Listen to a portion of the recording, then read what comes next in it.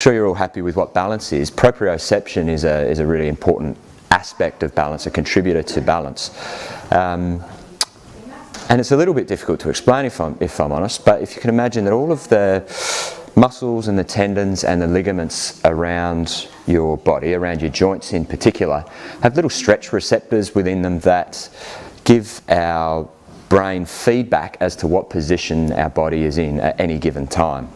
So, for example, without me having to look, proprioception gives me the sense that my shoulder is abducted to 90 degrees, my elbow is bent to about 90 degrees, and my palm is facing towards my face. Does that make sense? So it gives you that sense of where you are in space. Now, importantly, if you've had let's take a garden variety ankle sprain, which you all see 100 of a season, I'm sure, that is going to do some damage around the lateral ligaments, most likely, and when those ligaments are compromised, then that's of course going to compromise those stretch receptors that help us with our proprioception. So when we go through some pretty, as I said, garden variety even type injuries, our proprioception can be distorted.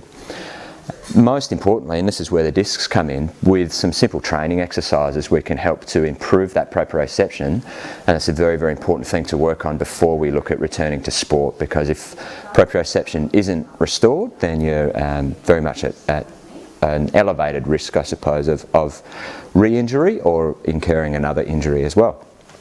So in terms of when you might use them, it's a little bit of horses for courses, because there's so many different types of injuries. But if we just use a simple ankle sprain as our example, it's the thing we probably see the most of, you're going to start using these discs fairly early on in somebody's rehabilitation process. And the exercises that we'll describe today is just trying to go in a bit of a stepwise sort of process, where we start very, very easy exercises that you'll be using early on in somebody's rehabilitation, and then working up to something a little bit harder. And we'll just talk about some of the ways that you can muck around with it as well, just be a bit creative with the way that you're using them.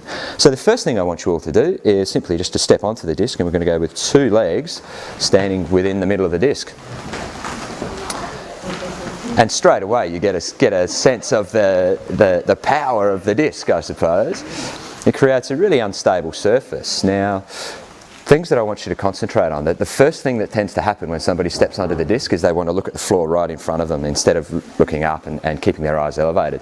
So I want you to try and keep your eyes up, as if you're on the sporting field. You can't be looking at the floor, can you?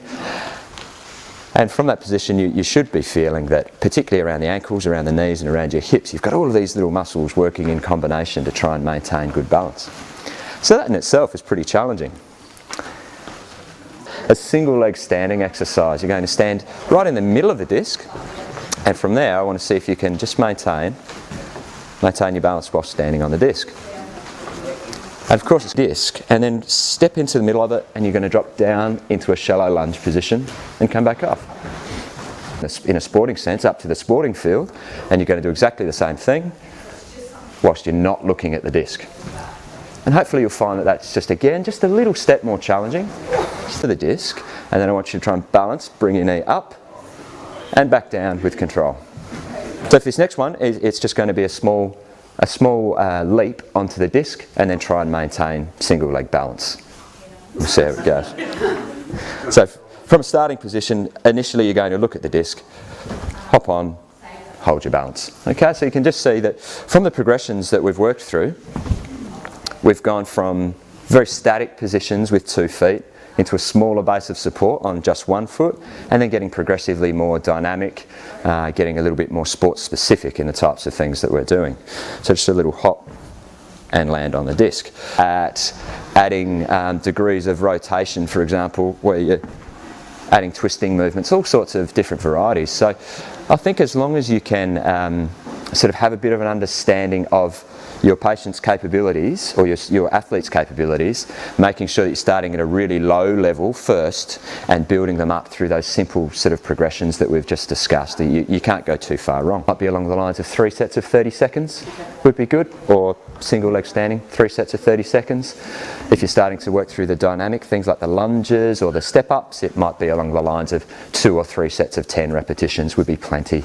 You don't want to be conking your athletes out before training and before their game by doing all of these exercises. As I said, it's a way of just getting that system really firing. In terms of their use, I think that when you initially get somebody to use it, they need to spend a little bit of time adapting to it. It's notoriously a bit uncomfortable, and maybe even beyond a bit uncomfortable as you're learning to use it and as you're starting to free up all of those tissue issues, I suppose. But then once you've got a good handle on the foam roller, I think the best way to use it is just for short periods of time on a regular basis. So you might get your athletes to spend 5 minutes a day, for example, or 5 minutes on training nights and game days, just to keep things in good nick.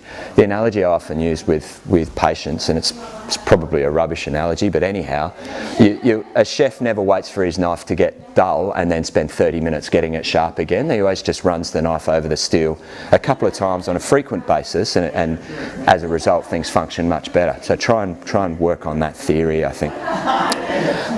When we're doing our rolling, I think the big mistake I think I see people make is that they'll hop down onto the roller, and let's take a hamstring for example. That's a really common one.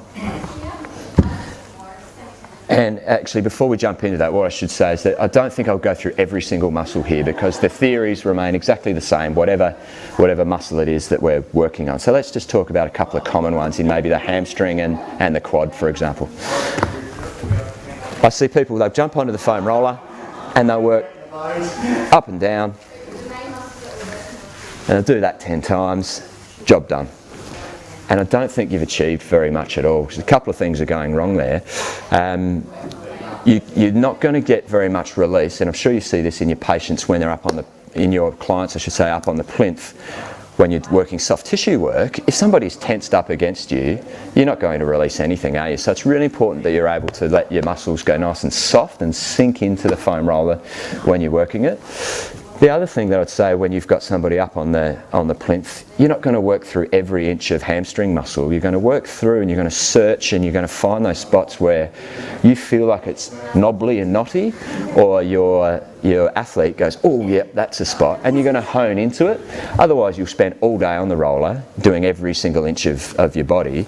So you're going to use those initial rolls through the muscle as a bit of a search mission, and when you find a spot where you go, oh hello, there's something going on there, that's where you hone in.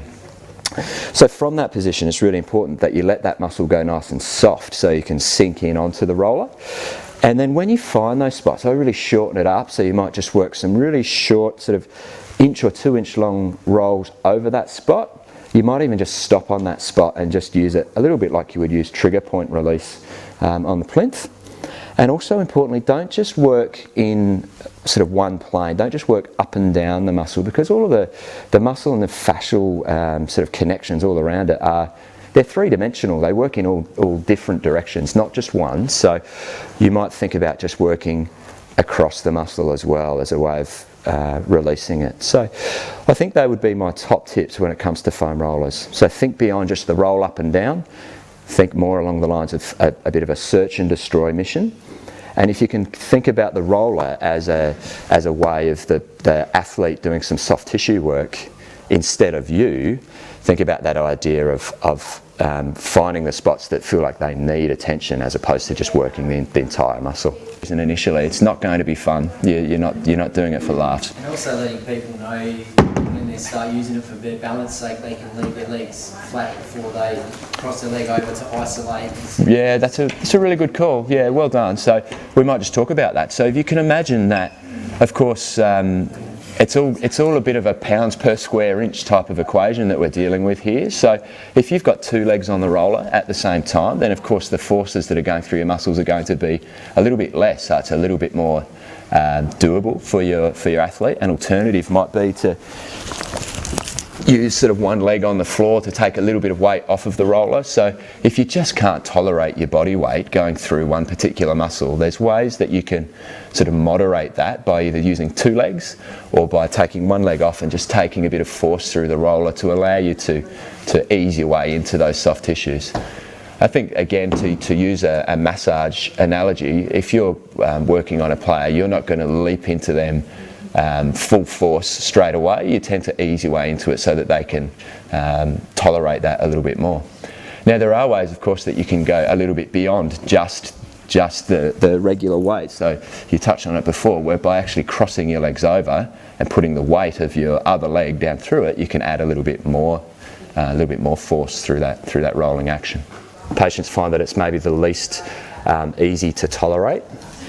So the same rules apply. Long, slow search and destroy missions, find the spots and hone in on them, working up and down, working across, using your other leg in this instance as a great way to try and moderate just how much force is going to go down through the leg, because most athletes or otherwise are not going to be able to tolerate for the first time.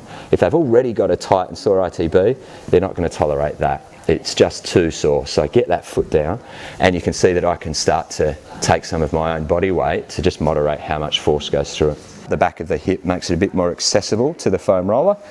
Take my body weight across onto that side a little bit more, so you can just see I'm leaning some weight down onto this right hand, and from there, same rules apply. You just work your search mission. When you find something that's worthwhile honing in on, you'll know, and you work across it up and down, side to side. Stretching hip flexors, I think it's really important that we keep our chest nice and tall, so try and stay nice and upright, and just by rocking forward a little bit more subtly as opposed to leaning through here. So rock forward. And another little tip that I often tell people, if you can squeeze the muscles of your bottom as if you're trying to crack a walnut between your bum cheeks, squeeze the muscles of your bottom, that will often just increase that stretcher fraction. Laying position on your back with arms out in a cross, as the name suggests, simply by bringing legs over and across.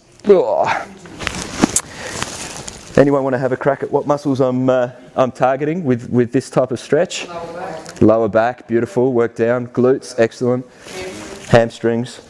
And I think apart from not only targeting that system of low back, glutes, hamstrings all at once, you're also in a position where you can start to think about giving a little bit of a nervy type of stretch as well for those tricky hamstrings that I'm sure you've all seen, where they tend to have a bit of a nervy type of involvement.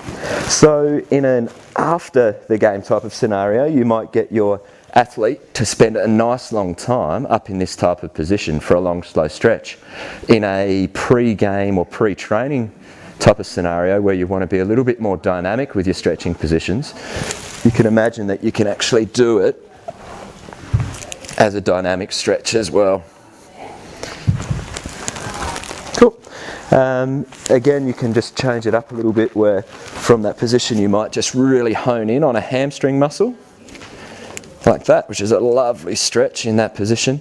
That also really helps to free up any sort of neural stickiness, I guess, for want of a better term.